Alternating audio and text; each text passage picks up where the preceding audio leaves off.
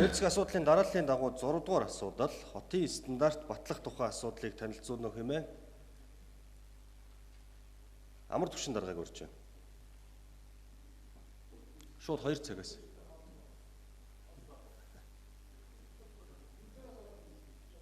Яг хоол нь 2 цагаас бэлэн болж байгаа маань 2 хүртэл 20 минут л байна.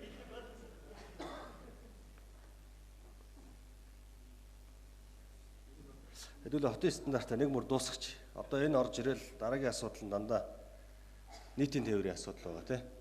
За амар түвшин дарга. За хэрхэм төлөөлөгч та бүхэнд энэ өдрийн мэндийг хүргье. Монгол Улсын урт хугацааны бодлогын баримт бичгийн иргэдийн эрүүл аюулгүй орчинд амьдрах, за тухайн орчныг бүрдүүлэхэд чиглэсэн хотын стандартыг бий болгож хөгжүүлэх зорилтын хүрээнд 2020 оноос хойш бол хотын стандартыг баталж мөрдүүлж эхэлсэн байгаа. Энэхүү хотын стандартыг батлуулах хэрэгжилтийн зохион байгуулалтын журмын төслийг иргэдийн хурлын төлөөч та бүхэнд өргөн мэдүүлж байна.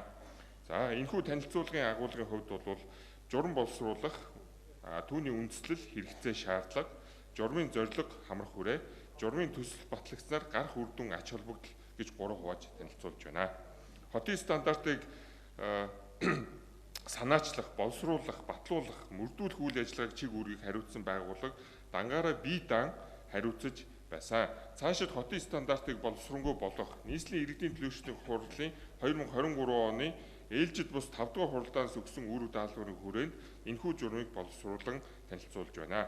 Журмын төсөлд захиргааны ерөнхий хуулийн 62-ын 1-т заасан дагуу алтан бичиг болон цахимаар санал авч тусгасан ажилласан. Журам нийт 5 бүлэг 56 заалтаагаар танилцуулагдж байна. Журмаар дараах харилцааг зохицуулахаар оруулж ирлээ. За хотын стандартыг иргэн хуулийн этгээд санаачлахаас гадна батлагдсан стандартад нэмэлт өөрчлөлт оруулах, дахин шинжлэх саналыг гаргана. Зөвлөлийн ажлын албан хотын стандартын чиг үүрэг хариуцсан байгууллага байна. Хотын стандартыг хянах, за мөн эрх бүхий байгууллагаар батлуулах дүгнэлт зөвлөмжийг хотын стандартын зөвлөл гаргана. Батлагдсан хотын стандартыг салбар чиглэл хариуцсан төр захиргааны байгууллага түүний албан хаагч хариуцсан мөрдүүлж хэрэгжилтийг хангуулна. Хотын стандарт түүний хэрэгжилтэд зөвлөл хяналт тавина. Зөвлөлийг нийслэлийн засаг даргын дэргэдэх салбар мэргэжлийн чиглэлээр 9 хүртэл гишүүнтэйгээр байгуулахаар оруулж танилцуулж байна. Жишээлбэл эдийн засгийн хөгжил, дэд бүтцийн зөвлөл, ногоон хөгжил, агаар орчны бохирдлын зөвлөл, хотын үйлчилгээний зөвлөл гэх мэтээр гэж байгуулахаар төлөвлөж байна. Боловсруулж буй хотын стандартын салбар чиглэлээс хамтарч тэгш оролцоог хангуулах зөвлөл ажиллана. Зөвлөлийн чиг үүрэг, хариуцлага, дотоод бүтц зохион байгуулалтыг дөрвээр зохицуулна. Зөвлөл нь хотын стандартын хэрэгжилт хяналт тавьж жил бүр нийслэлийн засаг дарга тайлагнана. Мөн 2 жил тутам хотын стандартад үзлэг хийж шинжлэх шаардлагатай эсэх дүгнэлтийг гаргана. Энэхүү журмын төсөл батлагдсанаар дараах үр дагавар гаргана. Нэгт хотын стандартыг боловсруулах хүрээнд нийгмийн хотын стандартыг боловсруулах хүрээнд нутгийн захиргааны байгууллагуудын оролцоо чиг үүргийг тодорхой болгоно. Байгууллага хоорондын уялдаа холбоог сайжруулна. За хоёрт хотын стандартыг хянан тохируулах хүрээнд зөвлөлийн дүрм мөрцнөр хотын стандарт боловсруулалтын чанар хяналт сайжирна гэж үзэж байгаа. За мөн мэргэжлийн байгууллагуудын тэгш оролцоог хангаж санал бүр нь тусгагдах нөхцөл байдлыг бий болгоно. За 3-т хотын стандартыг сурчлан таниулах хүрээнд хэвлэл мэдээллийн илт тод байдлыг хангаж ажиллана. Стандартын тухай иргэд олон нийтийн мэдлэг ойлголтыг сайжруулах чиглэлээр тодорхой ажлуудыг хийж ажиллана гэсэн төлөвлөгөөнд тусгаж ажиллахаар оруулж ирж байгаа. За 4-т хотын стандартын хэрэгжилтийн хүрээнд хотын стандартын тогтолцоог боловсронгуй болгоно. Бүтээн байгуулалтын ажил үйлчилгээний чанарыг сайжруулна. Иргэдийн эрүүл аюулгүй ая тухтай амьдрах орчныг бүрдүүлэх чиглэлээр голчлон ажиллана гэсэн журмыг оруулж ирж байна. Иргэдийн хурлын төлөөч та бүхэн хэлэлцэн дээрх журмыг баталж өгнө. Танилцуулт туслаа.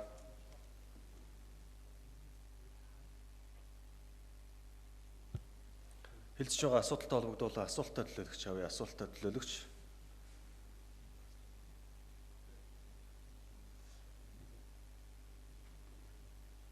Инх жаргалын төлөөлөгч асуулт асууя.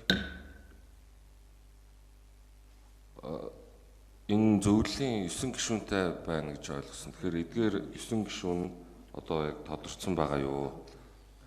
Тэгээ энэ гишүүдийг яг олон нийтэд яг нээлттэй хүмүүс бас тэр эдгээр 9 гишүүдээс хотын стандартын талаар санал гомдлоо хэлдэг. Тийм байдлаар зохицуулж байгаа юу?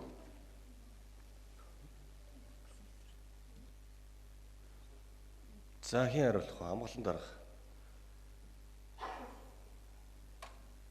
За энэ журам цаасан тодорхой шаардлага шалгуур хангасан этгээд нээлттэй сонгон шалгаруулалт томилох юм аа. Гэхдээ инх жаргалын төлөөлөгчөө энэ өмнөх асуудал хэлцээ дууссан байхгүй нөгөө зөвлөлийн асуудал журам. Одоо бол нөгөө стандартад өөрчлөлт оруулах, стандарт батлах асуудал явж байгаа. Дараагийн асуудалд орцсон явж байна. За тодруулж асуух уу? Инх жаргалын төлөөлөгч.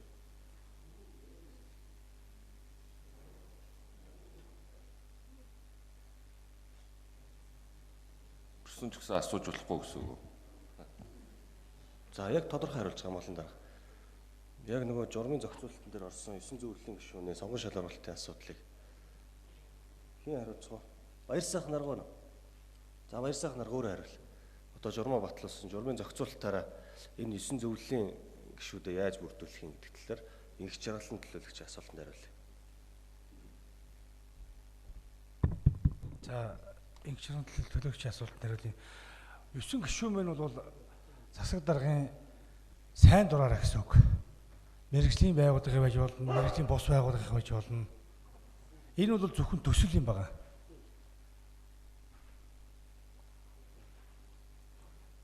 Юусэн гишүүнтэй байна гэдэг. За. Одоо төсөл гэж ярихгүй шүү дээ. Одоо ч матлагдсан журам авчин. Журман дээр юу гэж заасан бэ? Тэрийг л тодорхой уншилт.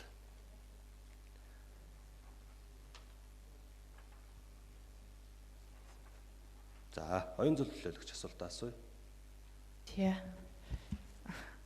Стандарта хэрэгжүүлдэггүй ээжиж стандартын тухай яриад ахаар таатай биш л байна л да. Тэгээд би амгалан дараагаас нэг юм хүсье. Түрүүн төлөөлөгч нар бас ойлгохгүй шүү дээ зарим нь. Бид нар энэ иргэдийн хурлыг хэвлэл мэдээллийн байгууллагаар олон нийтэд үзүүлж байгаа. Бид нар өөрсдөө зориулж биш иргэдэд зориулж хуралдаж байгаа шүү дээ. Тийм болохоор иргэд ойлгохоор бид нар ярилцах хэрэгтэй. Ойлгохоор мэдээлэл өгөх хэрэгтэй. Тэгэхээр одоо энэ хотын стандартыг бид нар журмын ингээ батлаа журамтай холбоотой асуудал ярьж байна. Гэхдээ энэ журмыг хэрэгжүүлэх журамтай холбоотой гүйцэтгэлтэй холбоотой асуудлыг иргэд байгууллагууд хаана хандах вэ гэдгээ мэдэх ёстой цаг хугацааны яг одоо иргэдийн хурал байхгүй юу? Иргэд олон нийт энэ хурлыг хараа байж байгаа. За тэр тусмаа байнгын одоо хотын стандарттай холбоотой зөвшөөрөл авдаг тэр байгууллагууд бол яг хараа сууж байгаа. Тийм болохоор бид нар иргэдэд жоох өгөөчтэй хурлаа хиймээр байгаа. Тэгэхээр амгалан дарга та яг одоо нийслэлийн иргэдийн хурал дээр иргэдэд хандаад яг энэ хотын стандарттай холбоотой ямар 3 байгууллага байгаа вэ? За энэ 3 байгууллагыг хин хүмүүс удирдах байгаа вэ? За энэ байгууллага нь энийгээ хариуцсан, тэр байгууллага нь тэрийгээ хариуцсан гэдэг мэдээллийг нэгдүгээрт өгөөтгөөч. Стандартын ийм олон асуудал иргэдийн хурлаар орж явахад энэ ойлголтыг бид нэр өгөх ёстой шүү дээ. Нэгдүгээрт.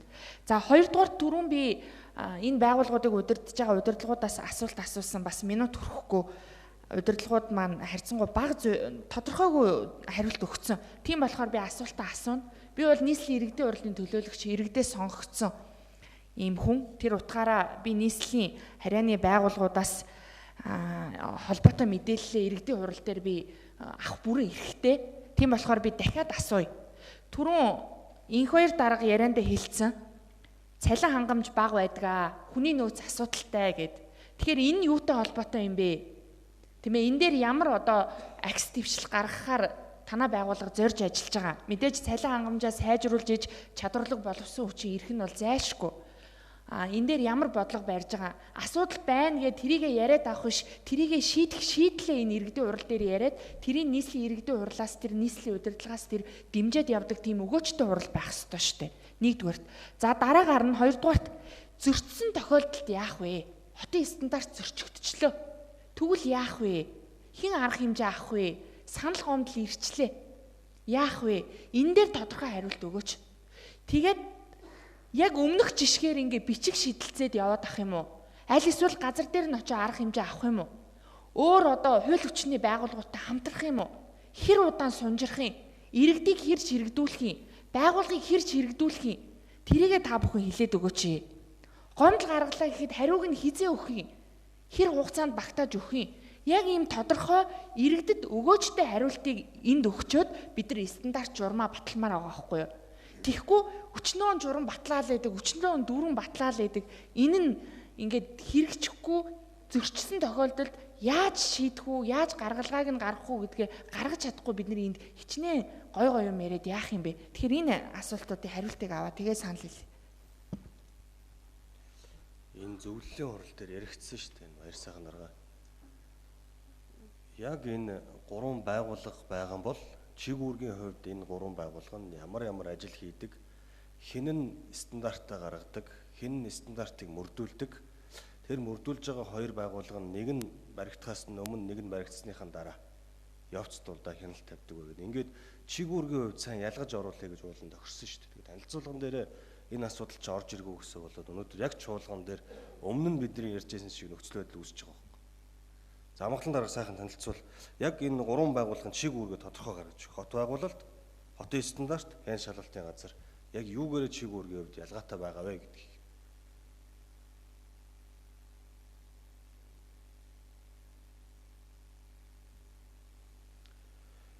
Энэ хот байгуулалт хотын стандартын газрын стандартыг боловсруулах энэ хот байгуулалтын хотын хөгжлийн ерөнхийдөлгөө одоо 2040 явж байна.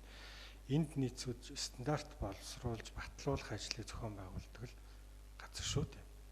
За хэн шалгалтын газар маш ойлгомжтой тодорхой. Энэ бол хяндаг шалгадаг газар нь. Стандарт хэрэгжиж гин үгүй юу гэдгийг хяндаг байхгүй. Энд бол ойлгож чадах юм байхгүй. Хоёрдугаарт энэ сэтгэлгээний өөрчлөлтийн нийслэлт хэрэгтэй. Одоо нэг байгууллага байгаад нэг юмыг хариуцаад стандартыг нэг байгууллага хариуцаал бүр шалгаалгүйгээд ивэл энэ болцдог, мөрдөгчдөг юм биш ээ. Тийм учраас бид нэр энэ хотын стандартыг боловсруулах, баталж мөрдүүлэхийн журмыг гаргаж батлуулах гэдэг юм. Энэ журам дээр юу гэсэн гэхээр төрийн хяналт шалгалтыг хэрэгжүүлэгч бүх байгууллага энэ стандартыг мөрдүүлэх, хянан шалгах чиг үүрэгтэй байна. Хүнсний чиглэлээр гаргасан хүнсний стандартуудыг хангуулах арга хэмжээг нь хүнс хөдөө аж ахуйн газар нь хариуцнаа гэдэг ч юм уу. За одоо нутгийн захиргааны байгууллага одоо эсвэл энэ цэнгэлдэх хүрээлэнч гэдэг юм уу. Энэ байгууллага зар сурчлагын одоо самбар байрлуулах та. Цэцэрлэг одоо гадна орчноо тогтчуулах та. Бүгд энэ стандартыг барьж ажиллая гэдэг ийм зохицуулт хийгээд журамлаад байгаа. Энийг хэн нэгэн хүнд ганц хүн дээр нэг байгууллага дээр хариуцаад стандарт мөрчдөг. Иргэд нь өөрснөө мэдлэгтэй, мэдээлэлтэй төрийн нийслэлийн нутгийн захиргааны болон орон нутгийн өмчтийн байгууллагууд бүгд энэ стандартаа сахидаг болж ижил стандарт байгууллагууд. Бид нэгдүгürt сэтгэлгээгээ өөрчлөх хэрэгтэй байна. Тэгээ энэ журам юу гэж боловсрогдсон бэ гэхээр та бүхэн үзэх юм бол энэ хотын стандартыг мөрдүүлэх гэдэг энэ нутгийн захиргааны байгууллагууд энэ 3 дугаар хэсэг дээр нь байж байгаа. Ямар чиг үүрэгтэй оролцоод хэн юу хийх юм бэ гэдээ байж байгаа энэ төслийг. Тэгээ би энэ одоо 3 дугаар хэсгийг бүгдийг нь одоо уншиж өгөлтэй биш. Одоо ер нь гол үзэл санаа нь хүн бүрээс, иргэн бүрээс нутгийн захиргааны бүх байгууллага стандартаа мөрддөг болдог. Энэ алхмаас л нийслэл хот өөрөө стандартаа мөрдүүлдэг. Стандарттай, цэгцтэй, эмгцэгцтэй ийм хоттой болно л гэж энэ журмыг оруулаад танилцуулаад яваад байгаа. Түрүүн хэлцээд баталчлаа.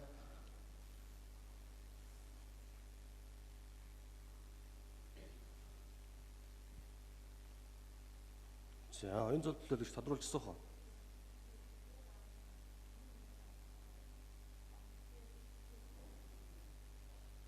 Их хоёр дарга хариулъя. За оюун зул төлөөлөгчийн асуулт хариулъя.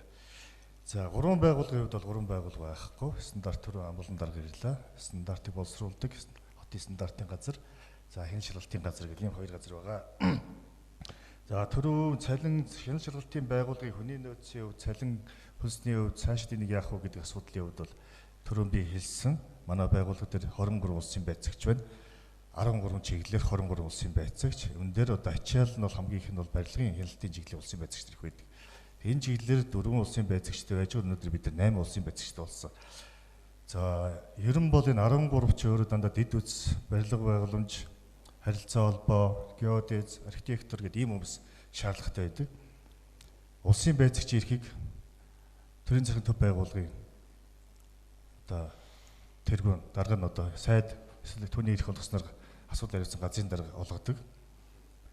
Улсын байцаагч эрхтэр олгохтой холбоотой засгийн газрын журам байдаг. Энэ дээр бол тухайн юм бол улсын байцаагч хүн тээзэ байна. Төрийн албаны тухай хуулийн 22 23 дахь зүйл заасан шаардлага гэсэн төрийн захирал жинхэнэ багч байна гэдэг ийм заалт байдаг. Тэгэхээр саний мэрэгжлийн нарийн мэрэгжлийн хүмүүсийг бол одоо саний төрийн албаны тээзийн 6-аас 8-ийн хооронд манай аль багш нар англи зэрэглэлтэй харьцангуй бага. Тэгэхээр энэ цалин англи зэрэглэлийн цалингаар салинжиж байгаа. За бид нэр хагасаа буцаа орой үдшиж ажиллахаар илүү цагийг аль болж игэл олгохоор ингээд үндсэндээ бол одоо цалингийн хувьд ийм нарийн мэрэгжлийн хүмүүсийн хувьд цалингийн хувьд бол бас бага байна гэж хэлэх гээд байгаа юм.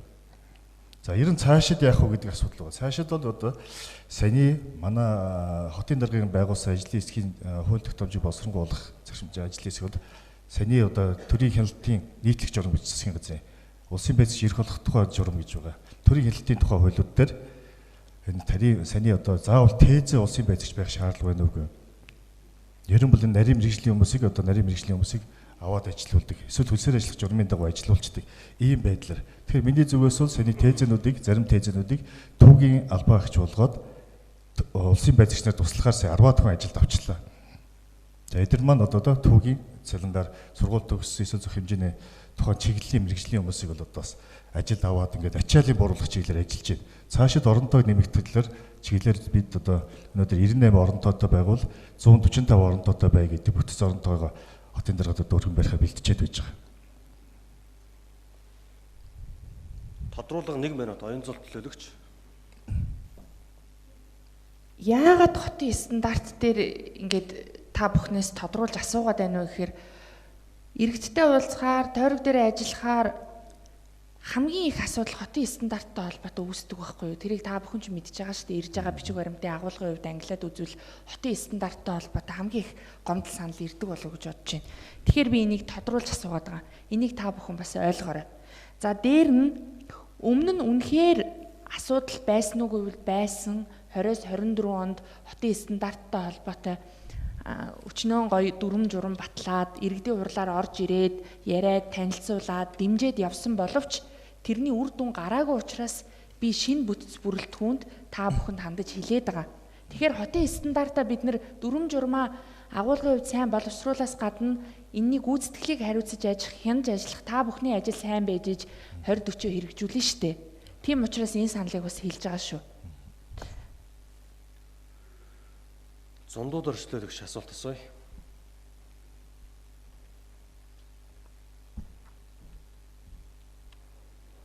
Нэг.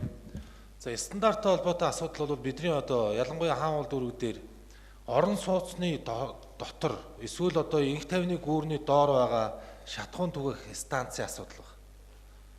Гэхдээ бид нэр ингээд байшин орол дотор ингээд станц шатхуун түгэх газараа байрлуулчаал тэгээл одоо хизээ эрсдэлтэй байдал бий болох уу? Энэ дээр ер нь ямар хөө бодлого баримтлах юм?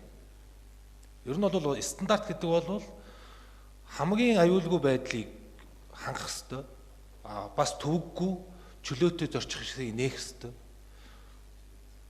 Тэгэхээр энэ дээр ямар бодлого баримталж байгаа вэ?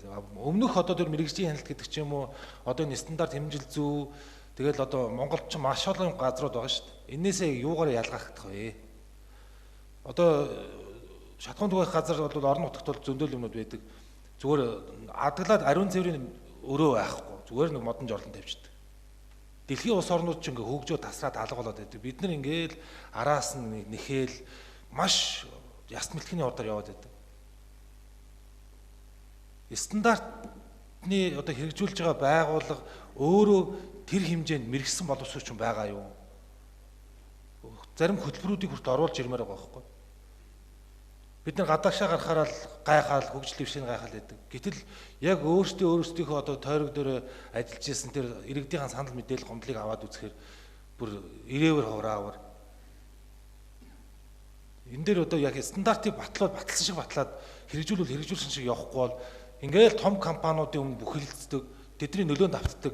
Энэ хандлагаар одоо бас ажиллаж явмааргүй байгаа байхгүй. Улаанбаатар хот бол цаг үргэлж хэлж байгаа хүний хувьд ч тэр маш олон юмнууд дээр энэ стандарт бол юмыг хөнгөвчлөх ёстой болохоос биш хүндрүүлэх ёсгүй шүү гэдгийг бас хэлмээр байна. Тэгээ асуулт бол ялгамаар байна. Одоо мэрэгжлийн хяналт юм уу энэ стандарт хэмжил зүй энэ бүхнээс ер нь яг тодорхой юугаараа өөр юм яг энэ дээрээ давтагдах юм уу давтагдахгүй юм уу? Тэгээд нэг олон улсын стандарт, Монголын стандарт, хотын стандарт гэдэг энэ ялгаанууд нь яг ямар ялгаатай юм гэдгийг бас тодорхой хэлмээр байна. За баяр сайхан дарга. За зөндөл төлөөлөгчийн асуултанд хариулъя.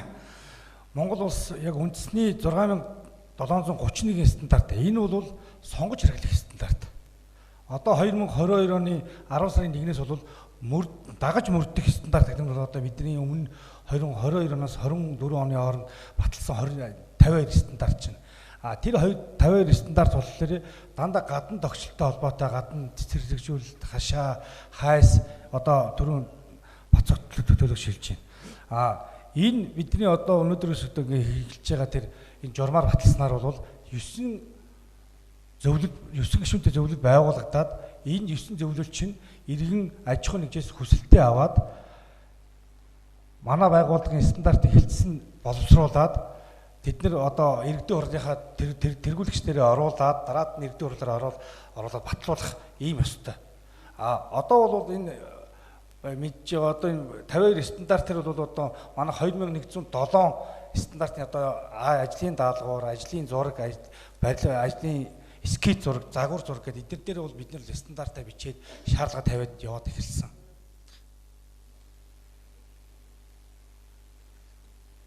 Болсон хариулж.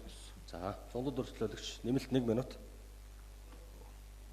Гадаад стандарт гэдэг байгаа шүү дээ. Тэгвэл яг яармгийн гэр оролт дундах стандарт эсвэл хотын төвийн стандарт хоёр яг стандарт нь яг адилхан байх юм. Тавигдах шаардлага нь ямар байх юм? Тэгэхгүй ингээд ирээвэр хураагаар юм байгаа байхгүй. Одоо гадаадд очиод ингээд үзэнгөө Солонгос ч юм уу, Япон, Европын холбоонууд хөдөөнч адилхан байдаг, хотон ч адилхан байдаг шүү дээ. Тэгээ энэ зүйлүүдийг бол стандартгүйгээр бол угаасаа хотод угаасаа маш шаардлагатай, хэрэгцээтэй энэ байгуулж байгаа энэ бол дэмжиж байгаа. Энийг харин төрөлжүүлж яаж чадварыг сайжруулах вэ гэдэг дээр онцгой анхаараарай. За, санал гэж ойлголоо. Сэргэлэнбаатар төлөөлөгч.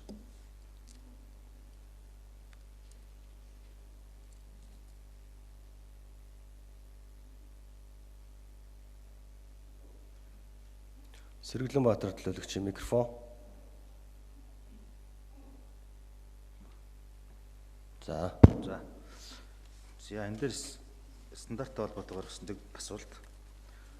За мэдээж ямар ч сэдвүүл ингэж хэлэлцэж байгаа стандартаа мэдээж батлах байх. Бас манай мэрэгжлийн байгууллагууд бас олон талаас санал аваад маш олон байсныг нь одоо цөөхөн бас бодиттой болгоод орж ирсэн гэж ингэж харж байгаа. Нэгдүгээрт нь, хоёрдугаарт нь бас нэг тийм араар тавилсан юм шиг мэдрэмж төрчлөө сайн материал харж ирсэн чинь. Уг нь бол бидний нэг төрийн хувийн түншлэлээр хэрэгжүүлэх төслийн жагсаалт гэдэг өгсөн тэн дээр бол нөгөө мега төслүүд дээр ерөөдөө голчлон фокусч хараад байсан чинь татварын дахиад жагсаалт байгаад энэ 37 төсөл арга хэмжээ ингээд цуг ороод ирсэн байгаа юм. Тэндээс би бас нэг дутууныг 2 уншижсан байсан. Бас стандарт холбоотой. Өмнө нь бас ингээд ярьжсэн. Амгалан дараагаас бас тайлбар нь өнөөдөр ирлээ.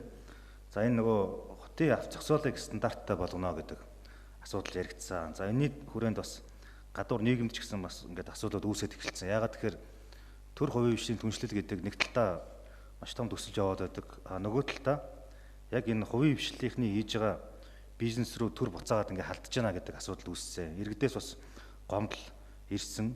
За энэтэй холбоотойгоор жагсаал цуглаа хийх хэмжээнд хүртэл очсон байна. Тэгээ энэ ямар юм дээр очсон гэхээр бид нар авч зохицуулыг стандарттай болгоно гэдэг. Тэгээ тендер зарласан юм байна. Тэгээ тендерээ зарлаад тендерч биш юм байна. Нэг төр үе бичлэргээд сонгон шалгаруулалт яваад энэ дээр нэг компани ороод явсан юм байна. Нийтдээ 40 байршлын 2147 авто зогсоол, дээдлэн дээр нь дахиад 578 авто зогсоол гэдэг. Тэгэхээр энэ авто зогсоолуудын асуудлуудын дээр ямар арга хэмжээ авч байгаа вэ гэхээр энийг одоо төр үе бишний түншлэлээр нэг компанид өгснөөрөө одоо давуу талууд үүснэ, стандарт бий болно, зогсоолыг бүрэн захимжуулж ажлын өрөөнд автомашины хяналтын камер шаардлагатай тоног төхөөрөмжийг суурьдуулна, цахилгаан машин цэнэглэх төхөөрөмж суурьдуулна гэх мэт зүйлүүдийг нэмэх юм байна. Гэтэл энэ зогсоол болгоныхын цааталт нь энийг болохоор дандаа юм хувийн хвшлийнхэн компаниуд нэг нэгээр нь түгээслээд бас ингээд тодорхой хэмжээний орлого олоод явдаг юм байна. Тэгээд энэ дээр бол яг одоо стандартын дагуу дээр камерыг нь байршуулад, талбайгаа тогтчуулаад ингээд бизнесийгээ явж байгаа ийм хүмүүс их байд юм байна. Тэгэхээр энэ хүмүүсийн их ашиг буцаагаад зөрчигдөж эхлээд энэ дээр асуудал үүсэж байна. Тэгэхээр яг энэ зогсоолын тоогоор одоо 2000 гэдэг юм эсвэл энэ хүмүүсийн бизнес нь одоо ингээд одоо нийслэлтэй хийсэн бизнес нь зогсож байна гэж ингэж ойлгож болно. За нөгөө талаас харахаар энэ ямар үндслэлээр явчихваа гэхээр нөгөө бүхэл юмдаа нөгөө одоо нийслэлч улсын хамгийн том тендер худалдаа авалтуудыг авдаг компани өөрөө ажиллаа зохион байгуулад захиалга өгөөд авдаг юм шиг ийм хардтал төрж байгаа. Тэгэхээр энэ дээр бол Monnis гэж компани орсон мэдээлэл ирсэн орсон юм байна. Тэгээ Monnis гэж компани бол Улаанбаатар хотын бүх авто зогсоолыг одоо захимжуулах боловсролонгой болгож өгөө гэд нийтдээ 14.5 тэрбум төгрөгийн хөрөнгө оруулалт хийх гэж байгаа юм байна. Тэгээд энэ хөрөнгө оруулалтаа болохоор зэрэг миний сонссноор банкнаас зээл аваад энэ зээлээ буцааж төлөхөд хугацаа хэрэгтэй учраас гэрээгээ 15 жилээр хийя гэдэг ийм санал тавьсан гэдэг ийм мэдээллийг бас ирсэн. Тэгэхээр энэ зүгээр энгийн явж байгаа одоо иргэд хийж байгаа бизнесийг төр хувийн хвшлгээд бид нар өгөө энийгээ дэмжиж яваад байдаг. Энд чинь нөгөө талдаа бас дээрэмийн шинжтэй болоод нэг том компани одоо орохгүй юм байхгүй одоо ууцын хүртэл чанж өгдөг ийм бизнес рүү манай том компаниуд ордог гэдэг шиг зүгээр энгийн одоо баг дунд орлоготой жижиг дунд бизнес хийж байгаа юм залуучуудын хийж байгаа төр хувийн хвшилтэй хамтран хийж байгаа бизнесийг хүртэл ингээд дээрэмдээд энийгээ төр хувийн хвшлийн хүрээнд тэгээд ингээд бичиг баримтанд оруулаад ирж байгаад бол их харамсаж байна. Яг тэр учир нь энэ асуудалтай холбоотойгоор 2-3 хүнтэй бас тааралдж уулзж ирсэн бас гомдлуудыг ингээд харсан. Яг ингээд стандартын дагуу тэр камержуулаад талбайгаа тогтчуулаад тэр автоматар мөнгө хураадаг дээшээ доошоо буудаг хаалтай нүртэл хийгээд бизнесээгээ явж исэн чинь сая ингээд бичиг албан бичгүүд ирлээ. Яаралтай одоо чөлөөлөө энэ бол ингээд том төсөл явж байна. Тэгээ бид нар ийм хөрөнгө оруулалт хийцээ одоо яах вэ гэдгсэн чинь тэрийгээ тэгээд тухайн үнэлгээ болно. Тэр нөгөө эдлэгийг нь тооцоод ингээд та нар хасаад явахгүй юу та гэдэг. Ингээд ийм асуудал яг иргэдийн нуруунд дээр ингээд ирчлээ. Бид нар буцаагаад энэ хотын хөгжлийн төлөө 20-40 хүрээнд маш олон төсөл хөтөлбөрүүдийг дэмжээ гэдэг ингээд оруулж ирээд баталгааж явж байгаа хооронд энэ дунд чинь бас нөгөө сайн таймуутай гэдэг шиг ийм асуудал ороод ирсэн байна. Тэгээд эдгээр иргэд нь удахгүй бас хуулийн фермүүдэд хандаад чагсаал цуглаан хийн орно гэдэг ингээд ийм асуудлууд ороод ирсэн. Яагаад энийг сайн мэдж ийнэхээр би бас нэг жижигхэн хуулийн ферм бас давхар ингээд ажиллаулдаг. Манай хуулийн ферм дээр орж ирсэн. Тэгээд өмгөөлж өгөөч асуудал яриа бид нар нийлъя гэдэг. Тэгээд энэ дээр бол би яг хувийнхээ хувьд бол зохицсон хувьд бол татгалцсан. Яагаад гэвэл би өөрөө нийслэл иргэдийн хурлын төлөөлөгчөөр сууж байгаа учраас энэ дээр бол манай ферм одоо энэ асуудал дээр өмгөөлөх ямар ч боломжгүй гэдэг бүрэн байдлаа ингээд танилцуулж явсан. Тэгэхээр энэ маань өөрөөсөө иргэд цаанаа бухимдаад байна. Маш олон мянган иргэд ингээд хохироод байна. Тэгээ буцаагаад энийг зөвхөн нэг компани авах юм байна. Monnis гэж компани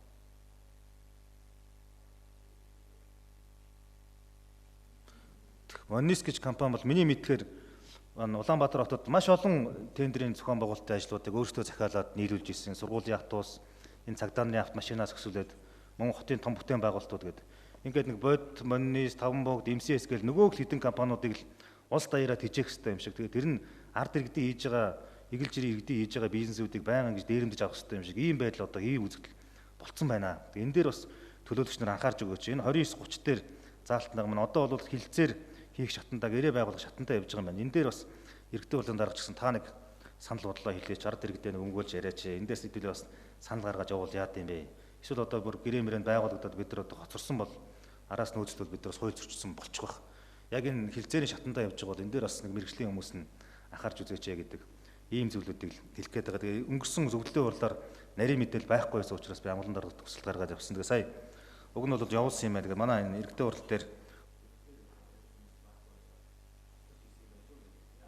За амгалан дарга хариулъя.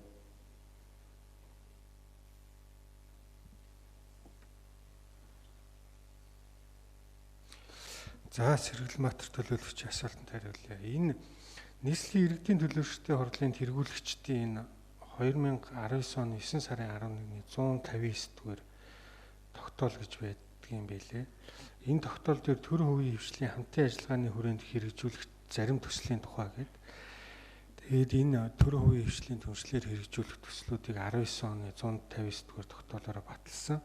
За энэний дөрөвд нь бол Улаанбаатар хотын авц зогсоолын менежментийг сайжруулах төслгээ батлаад.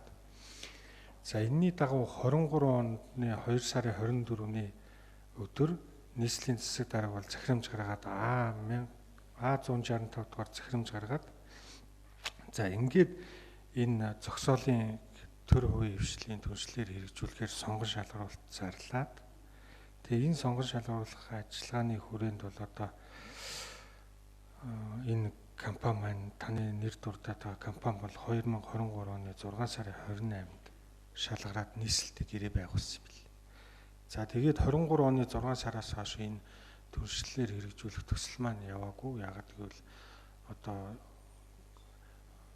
таны хэлээд байгаа энэ иргэд аж ахуй нэгж байгууллагууд одоо тухайн байршилтанд түрээсэлсэн авц зогсоолын үйл ажиллагаа төлбөртөөр эрхлээд ингээ яваад байгаа.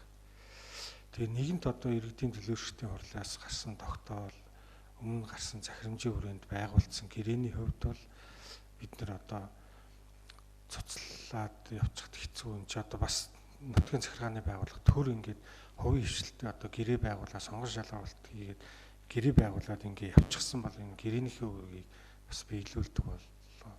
Аж ахуй нэгж байгууллага аль болох хохирохгүй багтал дээр л анхаарч ажиллах хэрэгтэй болчиход байна. За энэ түншлэлийн чагсаалтанд бол энэ орцсон орж ирсэн. Тэгээд энэ тодруулах юм ирээд аль хэдийн одоо түншлэлээр хэрэгжээд эхэлсэн гэрээ контрактанд байгуулсан төсөл гэдгээр хасъя гэд үдээс өмнө даваа талаа дарга бол танилцуулгахдаа дөрвөн төслийг хассан гэдгээ танилцуулгахдаа дурдаад нийт 33 гэдгээр батлуулсан байгаа шүү. Түншлэлийн чагсаалтын хувьд бол ийм л байдалтай байгаад. За тодруулга 1 минут. Ажлын хэсэг байгууллагад бас явж болно шүү дээ. Сэргэлбаатар төлөөлөгч хууль эрхцэн хувьд боломж болцоо байгаа мó байхгүй мó гэдэг. За ямар ч бас би нөгөө түрүүн танилцуулга нарсан чинь нөгөө яг гэрээ хийх шатандаа гэдэг тодорхойлолт явж ирсэн учраас асуусан шүү. Тэр гэрээ хийсэн бол одоо бас буцаагаад нөгөө солинохээр бас өөрөө гүйцэтгэх хэрэгтэй гэдэг ийм асуудлууд үүсэх байх. Тэгвэл энийг гэрээ хийсэн гэж ойлголоо тий. Тэгэхээр буцаах боломжгүй болцсон юм байна гэж ингэж харлаа. Тэгээд одоо Монис группийн Чулуунбаатар захиралд одоо баяр үргээ та бас дахин нэгэн ялд байгуулсан байна гэдэг. Бас олон зуун иргэдийн амьдрах боломжийг хулгайлсан байна. Тэгээ хооштой бас бид нар нийслэлийн иргэдийг төлөөлөө сонгогдсон. Нийслэлд бизнес хийж байгаа олон одоо аж ахуйн төр хувийн хвшлийнхнийг бас өнгөрж хамгаалж зогсдог. Тэдний эрх ашгийг бас сонсдог байх нь зүйтэй гэдэг зүйл дээр энэ дээр бас манай төрийн захиргааны байгууллагууд ч гэсэн ийм асуудлын үйл бас дэлгэрэнгүй мэдээллүүдийг танилцуулж байгаарай. Тэгээд ингээд мэддэхгүй байжгаад дундуур нь хавжуулагдаад орчдөг. Тэгээд батлагдсны дараа бид нар юу ч хийж чадахгүй иймэрхүү байршилтай болцоод байгаа. Тэгээд хооштой бас хэдүүлээ энэ дээр анхаарьяа л гэдэг зүйлийг Төрхөө төлөөлөгч. За ингээд сүүлчийн төлөөлөгч, төрхөө төлөөлөгч асуултсуу. За би юу яах гээд байна? Асуулт биш баргалж нэг юм харилцан яриа өрнүүлчих гээд байгаа даа. Тэр нь юу гэхээр энэ хяналт шалгалтын байгууллага чинь юм хуучин мэрэгжлийн хэлт гэдэг байгууллага чинь татан буугдаад тэгээ хот төр одоо бид бүхэн 6 сарын өмнө энэ нийслэлийн одоо энэ байгууллагыг бий болгосон стандартын байгууллага. Тэгээ энэ байгууллага хяналтын систем нь байхгүй байж байгаад бид бүхэн 6 сарын өмнө авчирсан байхгүй хяналтын систем. Тэгээ Улаанбаатар хот дээр ирсэн. Тэгээ энэний одоо үйл ажиллагааг нь бид бүхэн яаж бэхжүүлэх вэ гэдэг талаас л би аль төрөөс хойш яриад байна. Тэгээ эдгээр өөрсдөө их буруу яриад байгаа. Бид нар бол асуултаа их зөвл оновчтой л одоо оюун зүйл төлөөлөгчөөс ахуулаад ингээд яг хилүүлэх гээд энэ телевизээр үзэж байгаа хүмүүст бүр ингээд хилүүлэх гээд ингээ байхаар өөрсдөө хэлэхгүй юм. Жишээлбэл тэр цалингийн асуудлыг асууж ш. ТЗ6-аас ТЗ8 гэхээр хэн мэдх юм бэ? Төрийн захиргааны цалин хэмч мэдэхгүй шүү дээ яг ясамд. Тэрийгээ бүр ингээд тодруулаад за жишээлбэл энэ хоёроо ТЗ6-аас ТЗ8 авж байгаа хүн чинь хэднүрийн цалин авж байгаа яг тэргээ хэлээж. За яг бодитоор нь хэлэх хэрэгтэй байхгүй. Тэгээ гадна талд тэр геодезийн инженер ямар үнэтэй, ямар үн өртөгтэй, архитектурууд ч гадна талд ямар үнэтэй ажиллаад байгаа. Тэр талаас нь ярих юм бол энэ арт иргэд чинь бүгдөө ойлгоод нэрээ энэ стандартын газар чинь одоо дүрм журмаа оруулж ирж байгаа юм байна. Одлоо батлуулах гээд ингээд үзээд байгаа юм байна. Энэ иргэдийн урлах нь бас ингээд энэ асуултуудыг асуугаад байхад эдгээр яг гол цөмийнхөө юмыг ярихгүй байна гэж ингээд харж байгаа шүү дээ. Тэгэхээр энийг бүр нээлттэй ярил л да. Яриад ингээд хүмүүс танилцуулах юм бол эдгээр чинь бүр та нарыг улам илүү дэмжин бид бүхэн энэ Улаанбаатар хот гэдэг юм чинь нэг стандарттай болгох гээд байгаа юм байна. Бүх юмыг зэгцлэх гээд байгаа юм байна. Энэ дээр нь энэ иргэдийн урлан цуг хамтарч ажиллах гээд байгаа юм байна. Энэ талаас нь бид бүхэн ярих гээд байдаг. Та нар яг ингээд асуулт асуухаар бүрэн хэлж хайчаад бүр сүүлдээ энэ хүмүүс чинь залхаад асуухаа болчиход байна шүү дээ. Яг л ийм байдалтай байгаа байхгүй. Бодит юмыг бодитоор нь яриад тавьчих хэрэгтэй шүү дээ. Тэгэхгүй зүгээр ямар бид нар ямар ТЗ 6 чи хэдэн өрийн цалинтай. За чи хэл. За ТЗ 6-аас 8 орлоо. ТЗ 8 нь бол 1 сая 300 үндсэн цалин бирж байна. За энэ дээр нэг нэмэгдлүүд орно. За улсын байцаагч болчих юм бол нэг 15% нэмэгдлүүд авдаг. За үндсэн дээр гар дээрээ тэгээд нэг 2 сая л төвчл авах бах та. За ийм л цалин авж штэ. Одоо тэгэхээр чи архитектурууд чи хэд авч байгаа? Геодезийн инженерүүд бүр хатан дарц 10 гарцсан. 10 сая төгрөг авч байгаа. Тэгээ одоо тэр хүмүүс чинь мэрэгжлийн хүмүүс чинь энд ирж ажиллах болцоотой байна болцоогүй байна. Бид бүгдийн нөгөө баталж байгаа батламж энчээ ирж байгаа хүмүүсийн чадамж нь ийм л хүмүүсийг авчирчаад энэ хүмүүсээсээ бид бүхэн маш их мөсөд энчээ сууж шин. Сая за одоо бодоод үзье л да сая 600 мянган төгрөгөөр бид нар юу н амьдрч чадахгүй сар. Тогны мөнгө чи өнөөдөр жишээлбэл ямар үнэтэй болчиход байгаа. Яг л бодит юмнуудаа бид бүхэн ингээ ярихгүй иргэдийн урлын төлөөлөгч нар энэ бүгдийг бас мэдж сонсохгүй бол хувийн хвшлээс ороод ирсэн хүмүүс ч гэсэн энэ дунд сууж байгаа. Тэрийг ойлгохгүй байгаа даа шүү. Тийм байгаа болохоор би та бүгдийг дэлгэрэнгүй энэ бүгдийг хэлээч гэж хүсмээр байгаа. За ийм л юм хэлэх гэсэн. За хэлж байгаа асуудалтай холбогдвол асуулт асууж дуслаа. Саналтай төлөөлөгч авъя. Саналтай төлөөлөгч. 2. За мемор төлөөлөгч. За стандартын хэрэгжилттэй холбоотой иргэдээс маш олон саналууд, шүүмжлүүд их гардаг. Тэгээ нэг л зүйлийг түрүү хэлхийг хүсэж байна. Сая төрхүү төлөөлөгчийн хэлж байгаа саналыг 100% дэмжиж байна. Яа тэгэхээр энэ нийслэл одоо стандартаа хангаж чадахгүй байгаадаа биш байхгүй юу? Мэргэжлийн хяналтын байгууллагыг бүхэлдэн татан буулгацсан. Тэгээ тэр татан буулгацсан тэр орон зайг нийслэлийн байгууллагууд чадан ядан авч явах гад баг үрдүүлээ явж байгаа. Тэгэхээр би амгалан дарга манай тамгын газрынханд хандаж хэлэх гээд энэ мэргэжлийн хяналтын байгууллагаас сэргийх хэрэгтэй. Яг одоо над дээр гарч ирсэн бодит жишээ байж байна. Манай тэр Сонгон архын дүүргийн 32 дугаар хороон дээр ямар ч үйлдвэрлэлийн зориултын бус зөвшөөрлгүй ясны үйлдвэрүүд үйл ажиллагаа явуулдаг. Тэгээд энэ хаан улд дүүргийн 13 дугаар хороонд ажиллаж байгаа аж ахуйн нэгжүүд иргэд рүү тэр маш их хэмжээний бохир үнэр гардаг. Маш их овоолгостой ясны хог хаягдал. За энэтэй холбоотой албан бичиг өгж үтсэн. Тэгээд стандартын газар нь манад энэ чиглэлийн чиг үүрэг байхгүй.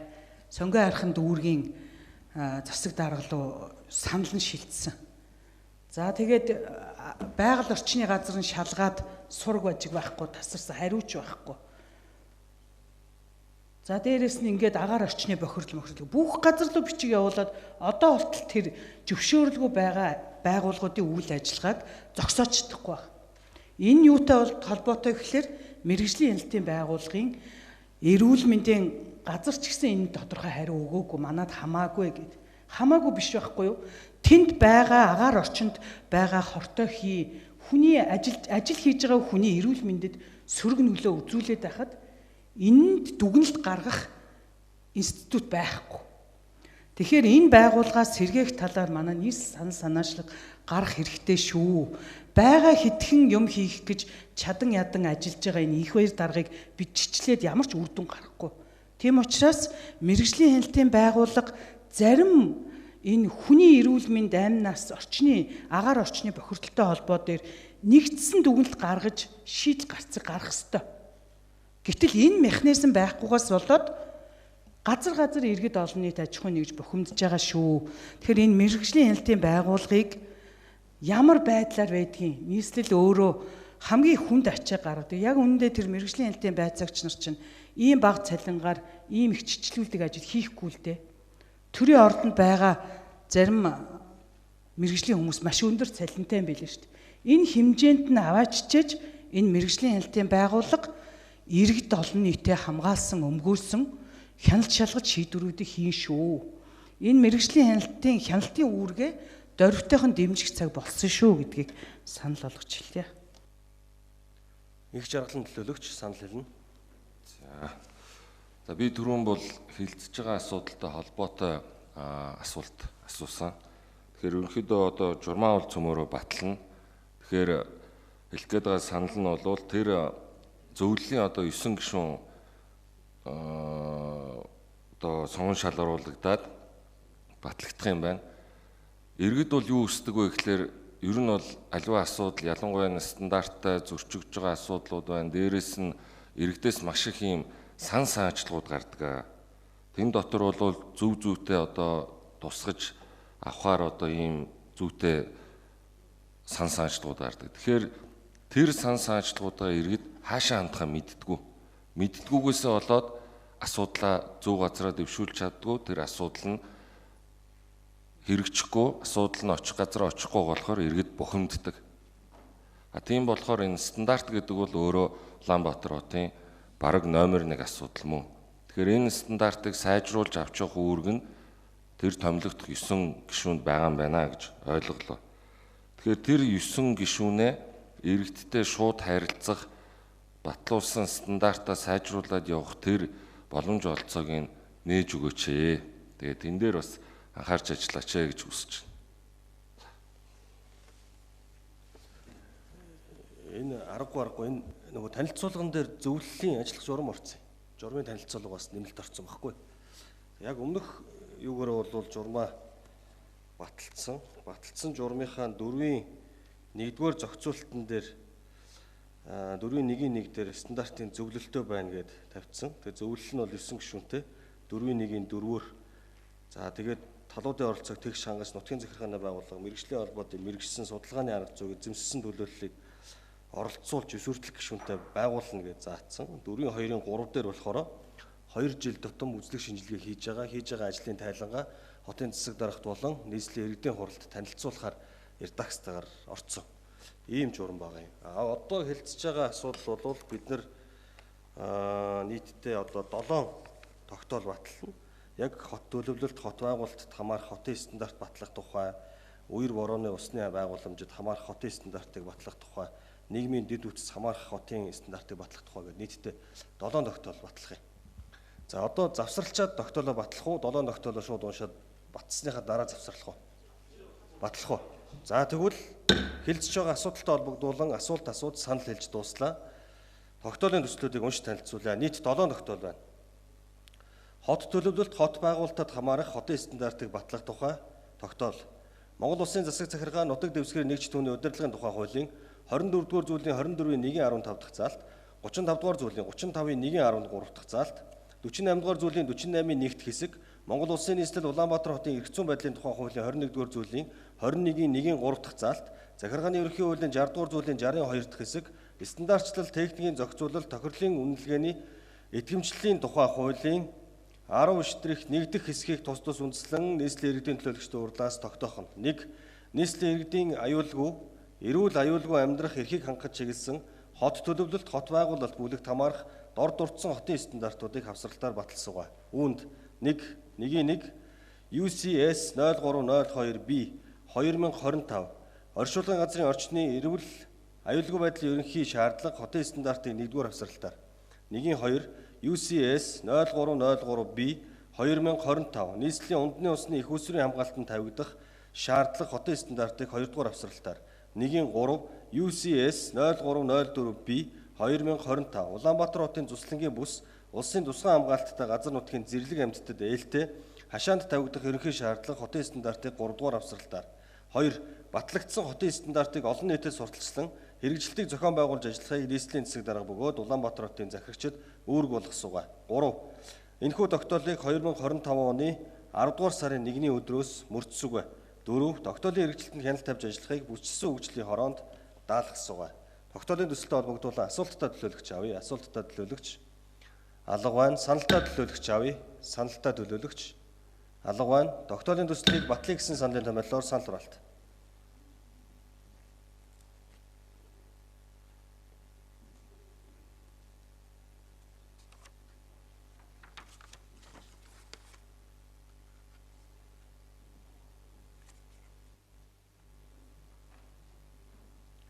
Олонхын саналаар тогтоолын төсөл батлагдлаа. 2 дахь тогтоол.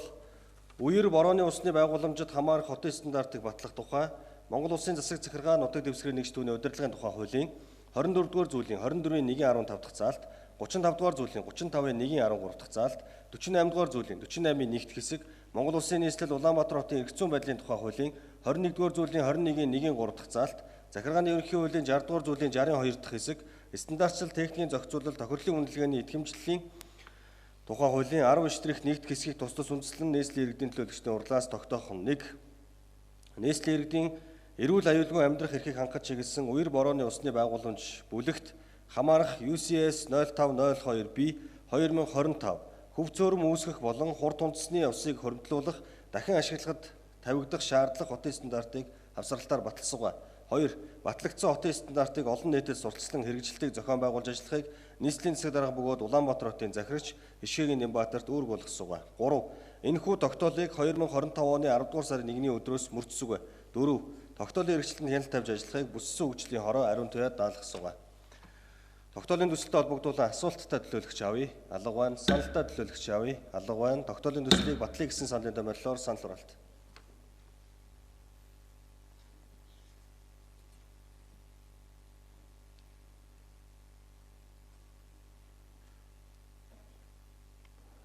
Хуралдаанд оролцсон төлөөлөгчдийн олонхын саналаар тогтоолын төсөл батлагдлаа.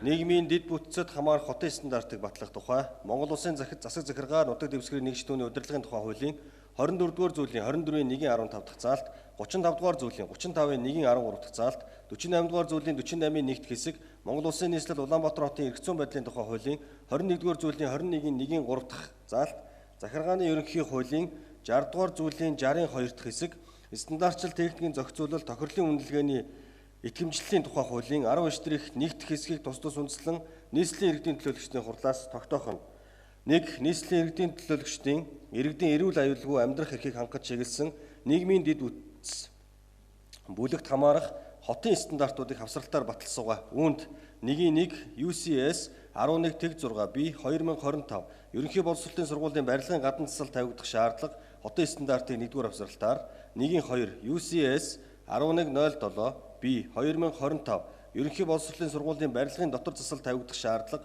хотын стандартыг 2-р хавсралтаар 1-3 UCS 11-8B 2025 сургуулийн өмнөх боловсролын байгууллагын барилгын гадна засал тавигдах шаардлага хотын стандартыг 3-р хавсралтаар 1-4 UCS 11-9B 2025 сургуулийн өмнөх боловсролын байгууллагын барилгын дотор засал тавигдах шаардлага хотын стандартыг 4-р хавсралтаар 1-5 UCS 11-1C 2025 эрчим хүчний хэмнэлттэй амны орон сууцны жишг зураг төсөл хотын стандартыг 5-р хавсралтаар 2.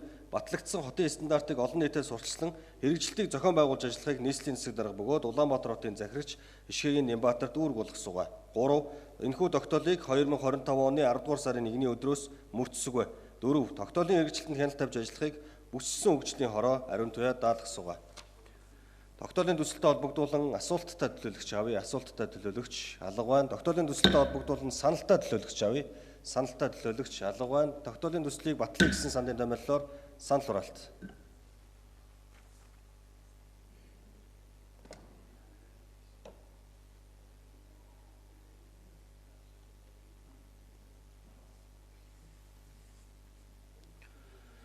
Олонхын саналаар тогтоолын төсөл батлагдлаа. Худалдаа үйлчилгээний газрын гадна орчинд хамаарах хотын стандартыг батлах тухай.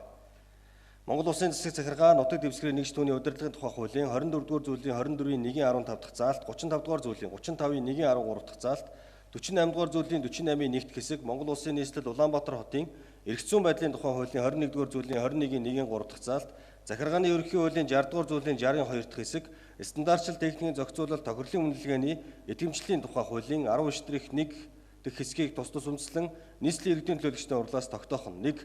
Нийслэлийн иргэдийн эрүүл аюулгүй амьдрах эрхийг хангаж чиглэсэн худалдаа үйлчлэгээний газрын гадна орчин бүлэгт хамаарах хотын стандартуудыг хавсралтаар баталсуугаа.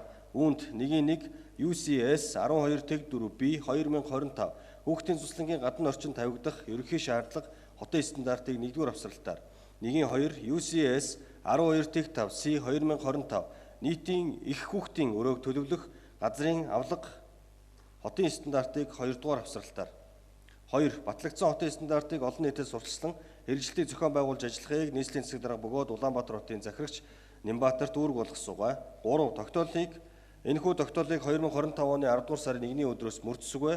4. Тогтоолын хэрэгжилтэнд хяналт тавьж ажиллахыг бүссэн хөгжлийн хороо ариун туяа даалгасуугаа. Тогтоолын төсөлтэй холбогдуулан асуултаа төлөөлөгч авъя. Асуултаа төлөөлөгч алга байна. Саналтаа төлөөлөгч авъя. Саналтаа төлөөлөгч алга байна. Тогтоолын төслийг редакцийн суртаагаар батлая гэсэн сандын томьёолоор санал хураалт.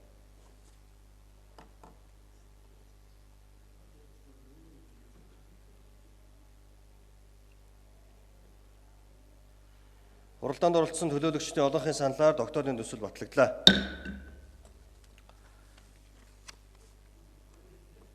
Барилгын хийц, эдлэхүүн, техникт хамаарах хотын стандартыг батлах тухай Монгол Улсын засаг захиргаа нутаг дэвсгэрийн нэгжтүүний удирдлагын тухай хуулийн 24-р зүйлийн 24-ийн 1-ийн 15 дахь заалт, 35-р зүйлийн 35-ийн 1-ийн 13 дахь заалт, 48-р зүйлийн 48-ийн 1-т хэсэг, Монгол Улсын нийслэл Улаанбаатар хотын эрх зүйн байдлын тухай хуулийн 21-р зүйлийн 21-ийн 1-ийн 3 дахь заалт, захиргааны ерөнхий хуулийн 60-р зүйлийн 62 дахь хэсэг, стандартчил техникийн зохицуулалт, тохирлын үнэлгээний идэвхжлэлийн тухай хуулийн 19-1 дахь хэсгийг тус тус үндэслэн нийслэлийн иргэдийн төлөөлөгчдийн хурлаас тогтоох нь. 1. Нийслэлийн иргэдийн эрүүл аюулгүй амьдрах эрхийг хангах чиглэсэн барилгын хийц, эдлэхүүн, техник бүлэгт хамаарах хотын стандартуудыг хавсралтаар баталсуугаа. Үүнд 1.1 UCS 15/1B 2025 орон сууцны барилгын дулаалга гадна фасадад тавигдах шаардлага хотын стандартыг 1-р хавсралтаар 1.2 UCS 15/2B 2025 орон сууцны дээврийн ажил тавигдах шаардлага хотын стандартыг 2-р хавсралтаар 2. Батлагдсан хотын стандартыг олон нийтэд сурталчлан хэрэгжилтийг зохион байгуулж ажиллахыг нийслэлийн засаг дарга бөгөөд Улаанбаатар хотын захирагчид үүрэг болгосуугаа. 3. Энэхүү тогтоолыг 2025 оны 10 дугаар сарын 1-ний өдрөөс мөрдөсгөө. Тогтоолын хэрэгжилтэнд хяналт тавьж ажиллахыг бүссэн хөгжлийн хороо ариун туяа даалгасуугаа. Тогтоолын төсөлтэй холбогдуулан асуултаа төлөөлөгч авъя. Асуултаа төлөөлөгч алга байна. Саналтаа төлөөлөгч авъя. Саналтаа төлөөлөгч алга байна. Тогтоолын төслийг редакцийн суртаагаар батлая гэсэн сандын томьёолоор санал хураалт. За одоо 2 тогтоол үлдсэн.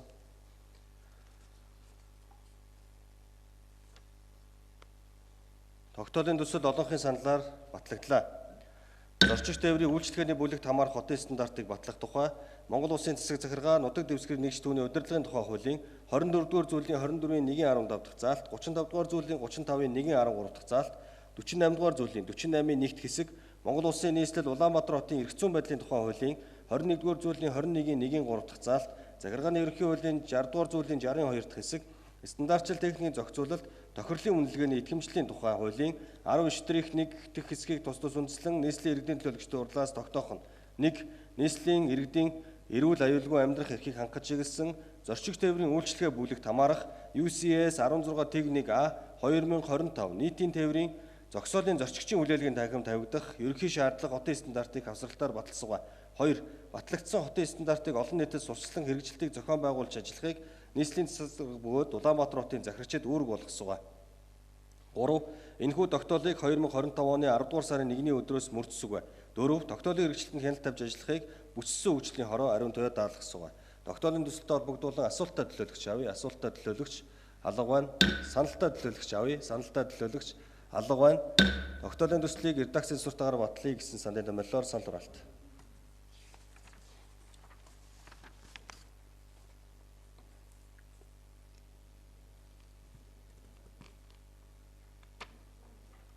Тогтоолын төсөл олонхын саналаар батлагдлаа.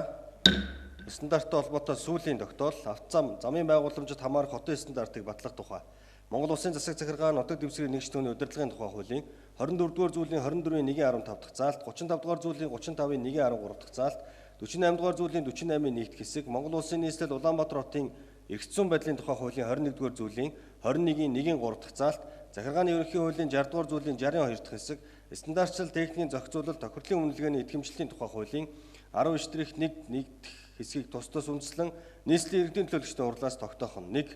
Нийслэлийн иргэдийн эрүүл аюулгүй амьдрах эрхийг хангаж чиглэсэн автозам замын байгууламж бүлэгт хамаарах хотын стандартуудыг авсралтаар баталсуугаа. Үүнд 1.1 UCS Тэг 4 Тэг 1 А 2025 хотын автозам төлөвлөх ерөнхий шаардлага хотын стандартыг 1-р авсралтаар 1.2 UCS Тэг 4 Тэг 1 Б 2025 автозам замын байгууламжийн засвар арчилалд тавигдах шаардлага хотын стандартыг 2-р авсралтаар 2 батлагдсан хотын стандартыг олон нийтэд сурталчлан таниулах хэрэгжилтийг зохион байгуулж ажиллахыг нийслэлийн засаг дарга бөгөөд Улаанбаатар хотын захирагчид үүрэг болгосугай. 3.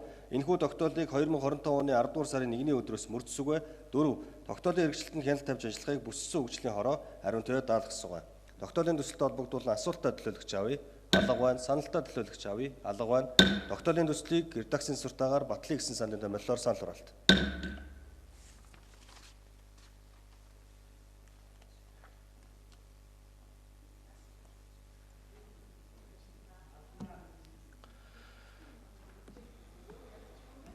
Санал хураалтанд оролцсон төлөөлөгчдийн олонхын саналаар тогтоолын төсөл батлагдлаа.